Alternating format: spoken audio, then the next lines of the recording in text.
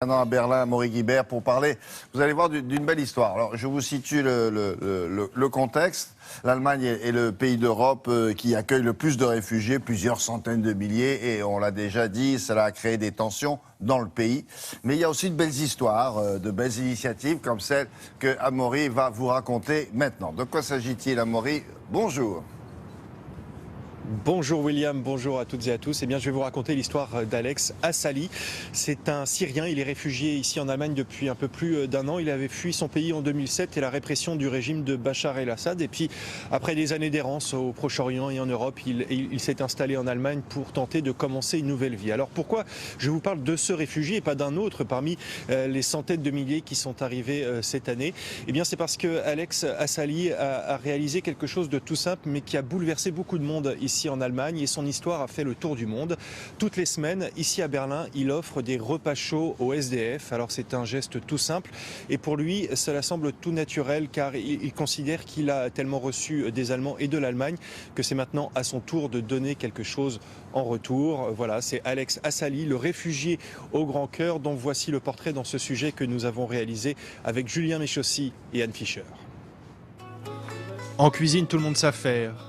Des amis sont venus lui prêter main forte, mais c'est bien la seule aide qu'il accepte, car tous les ingrédients, il les a payés de sa poche, avec la maigre allocation qu'il reçoit en tant que réfugié, 350 € par mois.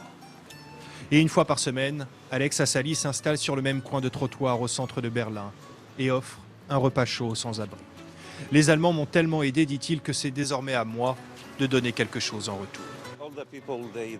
Beaucoup de gens ici vont bien.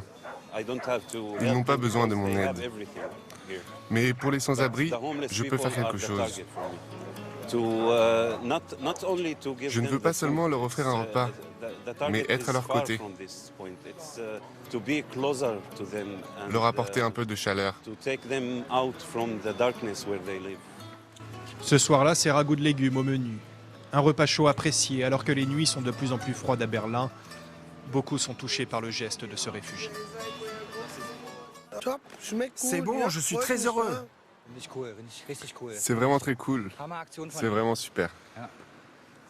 J'aurais jamais pensé que des gens qui ont autant de problèmes puissent faire ça. J'admire beaucoup ce qu'il fait. En tant que réfugié, il n'a pas eu la vie facile. C'est super de voir ça. Il a vraiment un cœur grand comme ça. Il a vraiment un cœur grand comme ça. Une générosité qui inspire d'autres bonnes volontés. Un réfugié a déjà proposé à Alex Assali de venir l'aider. En plus, ça a l'air bon, effectivement. Alors, est-ce que c'est une initiative isolée ou il y a d'autres réfugiés comme ça qui en ont d'autres initiatives un peu partout en Allemagne? Alors une telle initiative vraiment comme ce que fait Alex Assali, c'est du jamais vu, en tout cas rien qui n'a été autant médiatisé ici en Allemagne.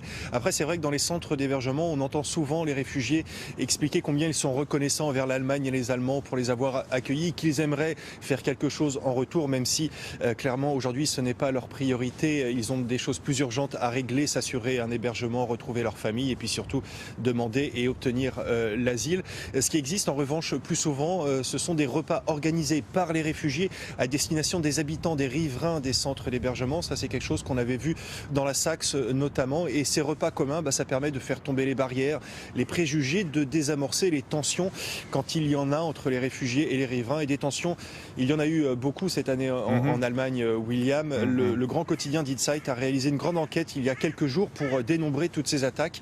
Et le chiffre était assez glaçant. Il y a eu 222 attaques très exactement contre des centres d'hébergement pour réfugiés depuis le début de l'année ici en Allemagne. Et le chiffre qui est attendu pour cette année, quoi, c'est autour du million ou on est en dessous? Le million, on l'a déjà atteint, voire même dépassé. On sait qu'à la fin décembre, on aura dépassé le million. Tout l'enjeu maintenant, c'est de savoir l'année prochaine, qu'est-ce qui va se passer si le rythme et le flux de ces réfugiés ne baissent pas. Et on s'attend encore à plusieurs centaines de milliers de réfugiés qui devraient arriver ici en Allemagne. Nous aurons l'occasion d'en reparler avec vous, Amaury. Merci beaucoup. À plus tard. Avec Frédéric Vion.